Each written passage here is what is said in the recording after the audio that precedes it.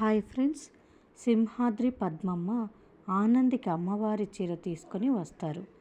ఆనందికి ఇచ్చిన నల్లపూసల దండను ఆదిత్య చేతుల మీదుగా ఆనంది మెడలో వేపిస్తాడు శశికాంత్. ఇదంతా ఆదిత్యకి ఇష్టం ఉండదు. రూమ్లోకి వచ్చి సీరియస్గా ఉంటాడు. అప్పుడే ఆనంది ఆదిత్యకి జ్యూస్ తీసుకొని వస్తుంది. ఆదిత్య గారు, జ్యూస్ తాగండి అంటుంది. ఇప్పుడు నాకేం వద్దు అంటాడు ఆదిత్య.